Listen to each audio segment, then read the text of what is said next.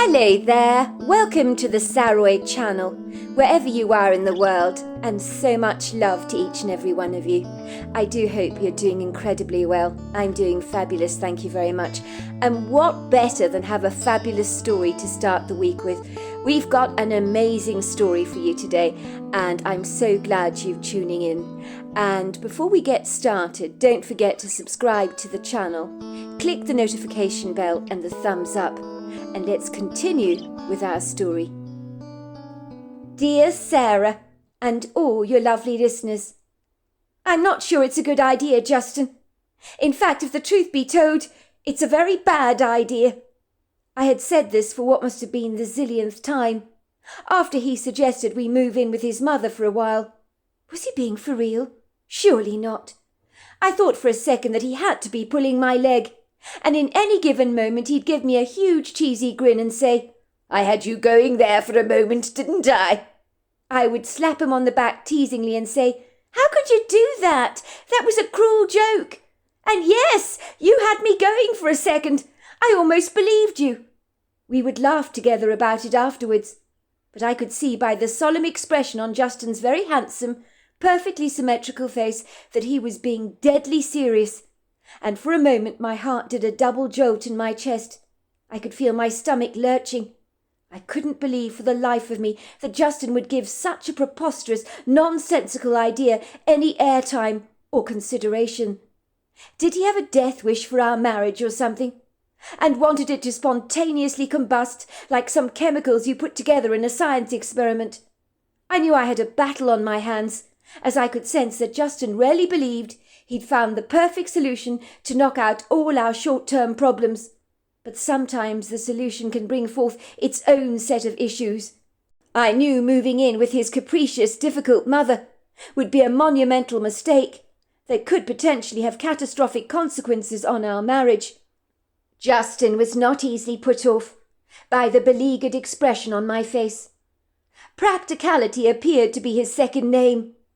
"Look at the apartments we've seen on the internet," he said resolutely. "They've been incredibly disappointing. The ones we like are well above our price range.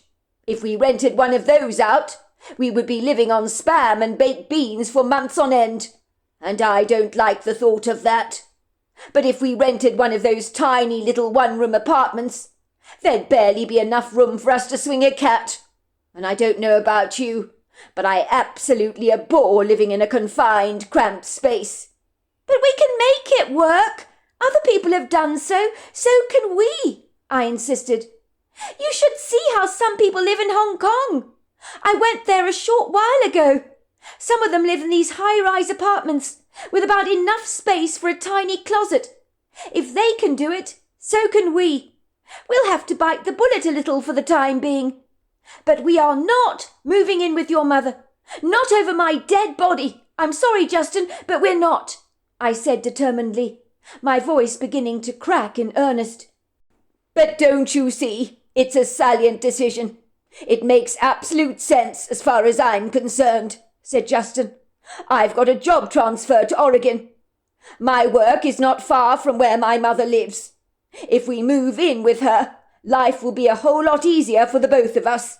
It'll only be for a short while, until we get back on our feet again. My mother will never accept any rent or food money from us. She will love to have us around, and we can make some real savings on that score." I drew in a deep breath to steady my nerves. I did not like where this conversation was heading, and furthermore I knew exactly how persuasive Justin could be. He had this remarkable way of always getting his own way, while making you believe it was your idea all along. Ostensibly, no recently married woman wants to learn that they might be moving in with their mother-in-law, and having this annoying third party always getting under your feet and potentially cramping your style. It's not exactly an auspicious start to any marriage, especially when you're living on their turf and always feeling beholden to them. The worst part of it all was I'd never met Jackie Bourdain before, but I'd heard enough about her to make me seriously reticent about living with such an opinionated, toffee-nosed woman who wasn't remotely afraid to express her feelings very brazenly, it would seem. There was no way we could live with Jackie Bourdain, even for a short while, I thought. It wouldn't be a good start. If anyone were to write a manual on how to have a happy marriage, moving in with your mother-in-law would not be on the advice sheet. It would seem my indignant protests fell on deaf ears as far as Justin was concerned. When he had his mind set on something, he could be mulishly stubborn, and persuading him to change his mind was an exhausting business that right now was too overwhelming for me to tackle or undertake. It was simply easier not to say anything at all. We were only beginning our journey into married life, and I didn't want to start this intrepid adventure by bickering or disagreeing with him. We had enjoyed a whirlwind romance, after meeting by chance in a coffee shop of all places, where Justin was supposed to meet up with a date online, that never showed up. He was told he'd recognise the woman at once. She would be wearing her signature red scarf. "You can't miss me. I'll be wearing a bright red scarf. Then you'll know I'm your date." I had bizarrely entered the coffee shop, wearing a bright red scarf, with absolutely no idea that Justin was watching out for a woman fitting that description. I'd only put the scarf on that morning because I couldn't find the practical grey one I normally wore. Justin came up to me and said, "You must be Katrina. Your photograph, well, it was a bit blurry, but it doesn't do you justice." "Sorry, I don't know what you're talking about. My name's not Katrina. You've got the wrong person, I'm afraid." Justin looked perplexed, 2 lines crinkled between his brow. "But you told me online that I would recognise you by the red scarf you were wearing." "I'm sorry, but you've got the wrong person." I did sound a bit peeved, I will admit. So I said rather sarcastically, "Well, it's a free world, isn't it? If I want to wear a red scarf, I can. So can anybody else, for that matter." Justin didn't seem aggrieved by my affronted reaction. "You're right about that. Anyone can wear a red scarf. What a dreadful pity," he had said. "I had hoped you were my date. When I saw you, I thought I had hit the jackpot. It seems I'm not having a very good day after all. My date has failed to show up. But it could get a lot better if you allowed me to buy you a coffee instead. How about it?"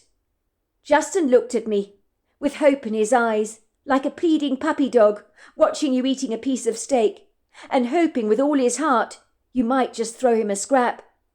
I almost felt bad for the man, because with his puppy dog-like eyes, how could I refuse him? So I nonchalantly said, "How do you know your date isn't going to show up? Maybe she's late." "Because I've been standing here like a lemon for 3/4 of an hour, drinking coffee on my own." "But I suspect she could be late," I said. "Some people are." "No one is this late," said Justin. "The woman's clearly stood me up. She's not going to show. But it's not a train smash, because if the truth be told, I would so much rather have coffee with you. So please agree to have some coffee with me.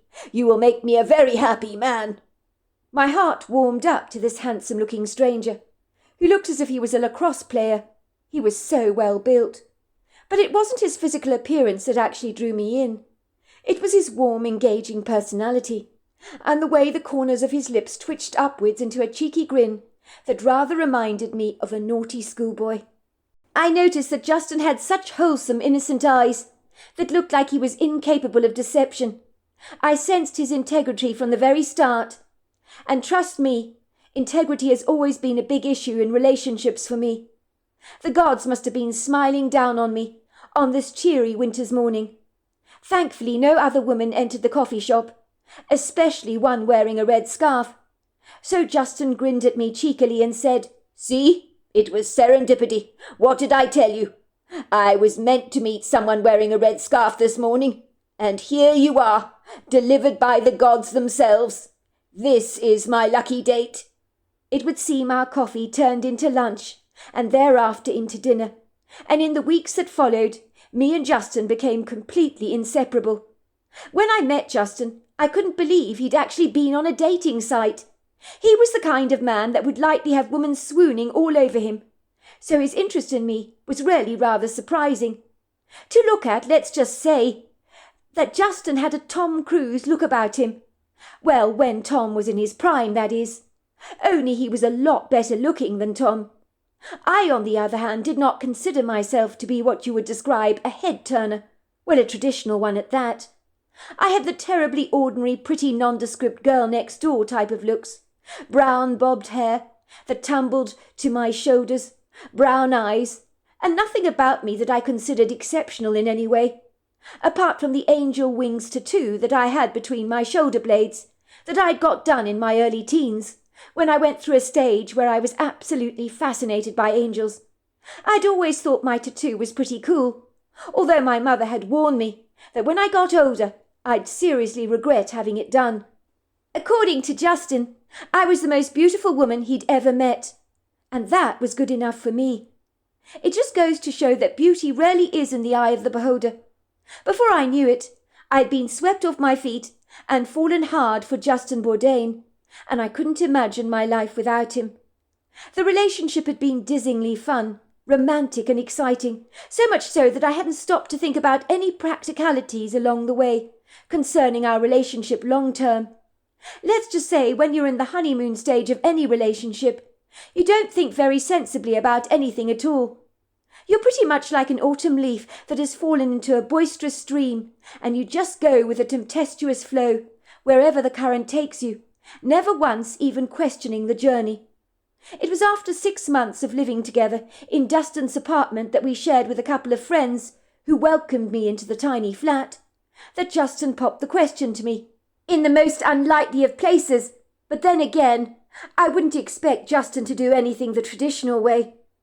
At the time, I was on a roller coaster at the fairground, would you believe it, where we'd enjoyed candy floss, pretzels and corn dogs together. Justin had shouted to me at the top of his lungs as the roller coaster went whirling around and around and around in a wild, frantic spin, with people screaming out at the top of their lungs in a thrilled explosion of fear, peppered with exhilarated excitement. I had never been on a roller coaster ride before, and never tempted to go on one either. Justin insisted I went on my own, without him at my side, which I thought was odd at the time. "Go on," he encouraged. "You've never been on a roller coaster ride before, have you, June?" "No, I haven't, and I don't want to go now either." "Go on. You need to experience the thrill on your own, at least once in a lifetime. If you don't do it for yourself, June, do it for me. Embrace your fear. That's what I say. You never know, you might actually get to enjoy yourself." "All right, I'll do it for you," I said hesitantly, armed with a huge measure of reluctance, but I didn't want to be a complete wuss. "You need to face your fear, June, and do it anyway, so I'm very proud of you. Don't worry about anything. I'll be here on the ground, cheering you all the way." I'd always been the kind of person to avoid taking risks, and going on a roller coaster ride was no exception to that rule. But Justin had masterfully persuaded me to do so. I was screaming with terror as the roller coaster went whirling around and around amidst my screams. That was when I heard another voice. It was Justin's. I could hear his voice crying out to me. He was calling me. "June Gregor! June Gregor!" I almost stopped screaming. I wondered what the hell Justin could want with me while I'm on a roller coaster of all things. Was my skirt hanging out awkwardly of the railing or something? Why was he so desperately trying to get my attention? For a moment Justin's voice made me forget my fear, as I tried to listen to what he was saying. Then I heard the words rising above the whooshing sound of the roller coaster and the screams of all the riders. "June Gregor! June Gregor! Will you marry me? June Gregor! Will you marry me? I love you, June Gregor! Please say yes!" Are you kidding me? Justin Bourdain was asking me to marry him, while my adrenaline was spiking to new levels, and while I was whirling around at the speed of light on this roller coaster. I mean, I just couldn't believe he was doing this. My skin flushed a bright pink colour, and I climbed off the roller coaster, bolting towards him rather awkwardly, my body shaking from the thrilled exhilaration of the rather rattling experience, which I knew I would never do again, because I had felt like a jelly bean that had been rattled around in a container. Justin was grinning at me, with that cheeky schoolboy look. "Well, have you got an answer for me yet?" I pretended I didn't have a clue what he was talking about. What are you talking about, Justin? What are you saying exactly? Didn't you hear me calling out to you when you were on the roller coaster? You were calling out to me, I said, feigning surprise. I only heard my thunderous heartbeat and my screams, I lied. Justin promptly got onto his knees and proposed to me, presenting me with a navy blue velvet box containing a beautiful emerald and diamond engagement ring, which he opened up and presented to me. "Will you marry me, June Gregor?" he said breathlessly. "Will you marry me? Please say yes. Don't keep me in any more suspense, or I'll pull my hair out." I threw my hand over my mouth in traditional style and gasped. My heart was now literally doing somersaults. This was real. I had rarely fallen hard for Justin, and this beautiful, beautiful man I couldn't envisage living without was asking me to marry him. I couldn't believe that all my dreams had come true. Yes! Yes! I'll marry you! We literally hugged each other, holding each other for a long while. All the bystanders began to clap and cheer with delight. One man, who literally looked like he was 9 months pregnant, called out, "Love, did you not hear this man proposing to you while you were whirling around on the roller coaster? It's a novel way to propose to a woman. You're not going to forget that one in a hurry. And to think I proposed to my missus at a boring old restaurant. You put me to shame, bro. You rarely do." Dustin had grinned and given the man a high five. "Congratulations!" people randomly shouted. "You make a great couple." "Thanks," I'd said bashfully, my delighted eyes locked into Justin's adoring gaze. This was the most perfectly wonderful day of my life. Justin Bourdain had asked me to be his wife. Among the corn dogs, the toffee apples, the candy floss, it would seem the stars and the heavens had to be in absolute perfect alignment. I had dreamed of this moment all my life. It had been Justin's wild idea to go to Vegas, to get married, for a multitude of different reasons. The most prominent one concerning his own mother, who he told me had a masterful way of sabotaging his relationships with women. "Don't get me wrong. I love my mother to death," he had confided in me. "But in her eyes, no one will ever be good enough for me." At the time, getting married on a whim like this, as soon as we possibly could, seemed like a fabulously exciting idea. Let's just say when you're high on love, everything through the compass in your head seems marvellous, as if the thoughts themselves are high on helium gas. It was like we wanted to be married so bad, there was no point in waiting for a future date, when we could pretty much get married in a heartbeat. When we returned home from Vegas to our apartment in Bloomington, which we rented with a couple of Dustin's friends, we knew we needed to find our own place to begin our lives anew as a married couple. I didn't like any of the apartments in our price range that we'd seen online because they were far too small. The job that beckoned us in Oregon, Justin knew would be the perfect opportunity for him to be able to return to his home state, hence the idea of moving into his mother's beachside property, and it seemed irresistible to him. But for me, moving in with Justin's mother was leaving me feeling more than a little apprehensive. As far as I was concerned, such a move was a very bad idea. "You will love my mother's home," Justin assured me. "It's a hair's breadth away from the beach. It's a modern-looking, very large, contemporary-style dwelling. You know the kind of thing. Impressively geometrical, cutting-edge design, with huge floor-to-ceiling windows, overlooking prepossessing views of the rugged Oregon coastline. It's in a prime, enviable position. Let's just say that properties on that stretch of coastline don't come at all cheap.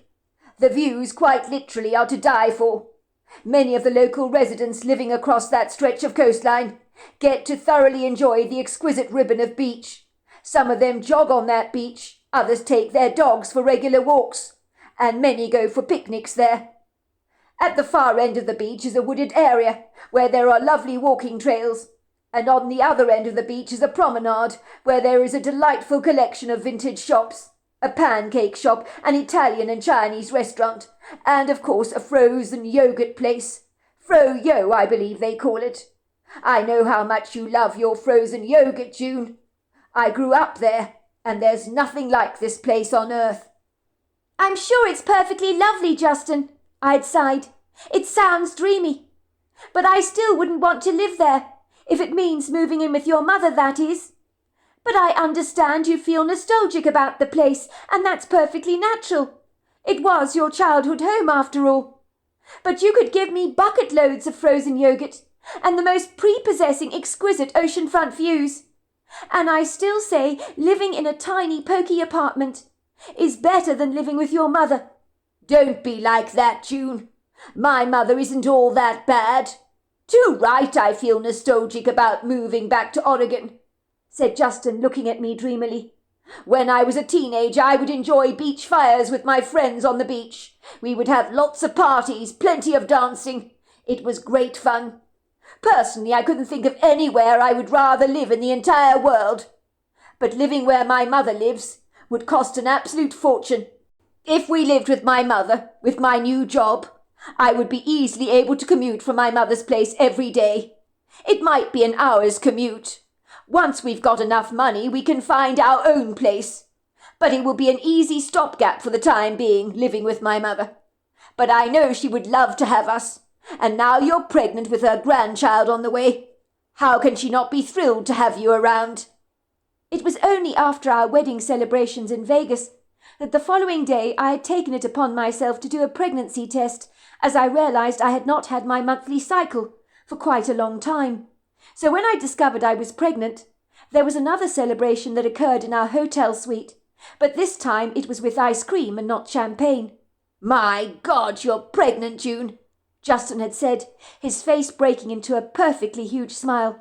"Our timing to get married was perfect. Now you're having a baby. This is the best news ever. I am such a lucky man." "How do you feel about me being pregnant?"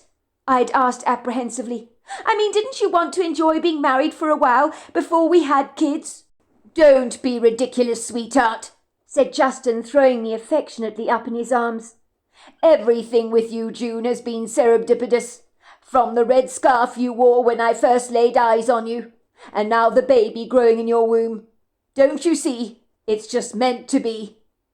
I could see Dustin was genuinely delighted that I was pregnant, but for me it felt rather surreal. Was there really a baby growing inside my womb? How could this be? Was I really capable of bringing a baby into this world? But as I meditated on this idea, that I was indeed pregnant, I began to warm to the little thing growing inside me. My mother had told me once that there is no perfect time to ever have a baby. "When it happens, she told me. "Then you know the timing is perfect. That's what I say."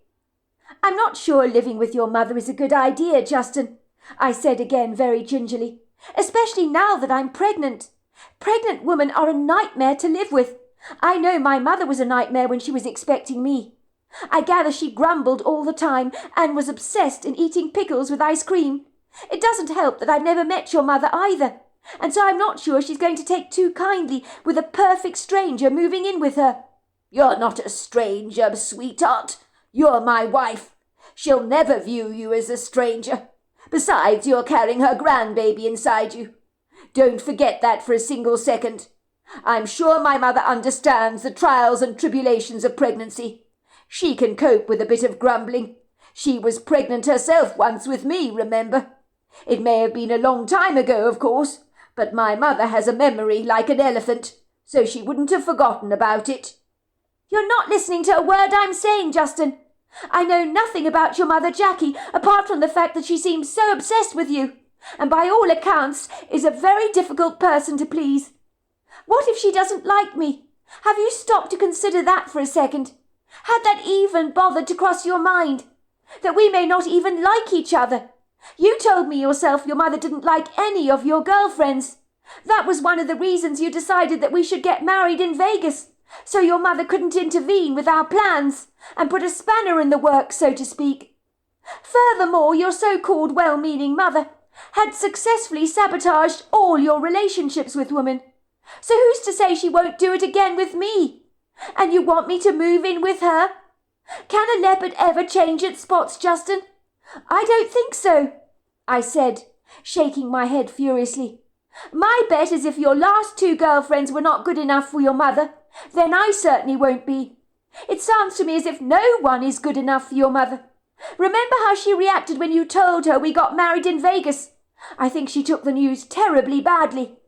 "Don't overreact, June," said Justin, taking my hand in his and giving it a tight, encouraging squeeze. "Things will be different now. Just you wait and see. Once my mother learns you're pregnant with her grandbaby, she'll be all over you like a rash, clucking away over you like a contented mother hen. My bet is she'll be so excited to tell her friends she's going to be a grandmother. My mother always likes to be the centre of attention around her girlfriends. She can be quite the socialite." You know something, Justin? The more you tell me about your mother, the less I like the sound of her. I'm not sure that my being pregnant is going to change anything for her. I mean, the way she reacted on the telephone, it wasn't good. I shuddered as I remembered Justin's conversation with his mother when we told her our great news. The 2 of us were in such an elevated mood, as moments before we had been getting married in the wedding chapel, and we couldn't wait to tell our friends and families our great news. I had huddled up to Justin on the king-size bed in our honeymoon suite at the Bellagio, drinking champagne. We had been giggling like a couple of teenagers. I had phoned my parents first to tell them our news, and my parents had been over the moon for the both of us, if not a little bit shell-shocked, of course. I had introduced my parents to Justin a few weeks prior, and they had really liked him a lot. My mother had squeezed my hands affectionately and giggled. "I think he could be the one," she told me. "I've got a very good feeling about him, dear. You've done yourself proud." My face had lit up like a Christmas tree, because my mother had never warmed to any of my previous boyfriends before. But then again, they had been a whole lot different to Justin, a lot less responsible than Justin was. My last boyfriend, Kev, whom I dated for over 2 years, was completely covered in tattoos and had several ear piercings in his ears. And my father, who was very conservative, found his appearance rather disquieting. But I think it was Kev's insouciant attitude towards life, his complete lack of ambition, that I really think upset them the most. Ironically, those were the very things that had attracted me to Kev in the first place. I liked men who fought against society's demands and were content to be themselves and to live in the moment. When my parents had asked Kev Wilkington what he wanted to do with his life, he stuffed a potato into his mouth and chewed it for a long time. Finally he spoke and nonchalantly said, "I haven't thought about that, Mrs. Gregor. I'm still young, aren't I? I've got my whole life ahead of me to think about things like that. Plenty of time. I guess something will turn up eventually. In the meantime, my focus is on enjoying myself. Living in the moment, if you know what I mean." At that, my parents had exchanged rather unsettled glances. I think they would have liked any future son-in-law to have a wee bit of ambition. I'm sure they were wondering why it was their daughter attracted what they would consider to be a long succession of deadbeat men. I think my long stream of dopey boyfriends had done very little to inspire my parents with any confidence at all. I seemed to have a type. I went for those men that were heavily tattooed with earrings, as I always liked men with tattoos. When Justin came along, my parents couldn't believe how well-rounded, ambitious, humorous, handsome and polite he was. He was the kind of gentleman any girl would be proud to bring home to Mummy and Daddy. And the best part of it all for both of my parents, my father most particularly, was that Justin didn't own a single tattoo or an ear piercing, and that had been a pleasant surprise for the both of them. "I think he's the one too, Mum," I had told her in earnest. I really, really liked Justin. My mother had taken me into her arms and patted me on the back. "Oh, I'm so happy for you, love." I'd been surprised to see tears in her eyes. Maybe they were tears of relief, because she had probably expected me to bring home another hopelessly lost man who had no directions in his life. "Goodness gracious me, sweetheart. What is it you're saying?" she had said to me on the phone when I'd called her all the way from Vegas. "The connection is terribly bad, you know. Who did you say got married? I didn't hear." "I got married, Mum, exactly an hour ago, here in Vegas. I'm phoning you. And Dad, to tell you our great news. Justin and I are officially man and wife. Can you believe it, Mum? I'm actually married. Sorry, love. This connection is terribly bad, you know. Who did you say got married? Is it somebody I know? Mum, I got married. It's me I'm talking about, I said, raising my voice above the crackle of the phone. Hopefully she could hear me. Oh, my goodness gracious me, my mother cried out in abject delight. You're married, June. You're married. You've married that wonderful man, Justin, in Vegas. What, an hour ago? I can't believe it. I'm in absolute shock. Congratulations, my love. This is the best news ever. But forgive me if I'm a little shocked. I never saw this coming. Well, not like this, I mean. I could hear her saying to my dad, Our June has only got herself married to Justin. They went to Vegas and tied the knot. Can you believe it? They got married an hour ago at one of those wedding chapels. They're staying at the Bellagio in Vegas in the honeymoon suite there. How romantic is that? My father had grabbed the phone from my mother and said, Sweetheart, I'm thrilled. You make a good choice there, marrying Justin. He's a good man. I liked him from the moment I met him. Very different to the other men you dated, if you don't mind my saying so. I think you'll be very happy together. Congratulations, love. Your mother is actually shaking in her boots. You've given her quite a shock with this phone call. I think I might be trembling myself a little bit. You know how much we love you, June. And if this is what you want, we couldn't be happier for you. Thanks, Dad. I really appreciate that. I'm just very surprised, love, that you didn't want a grand ceremony of some kind. You missed out on a very big cake, a fabulous wedding dress, a fancy reception, which I always thought was every little girl's dream.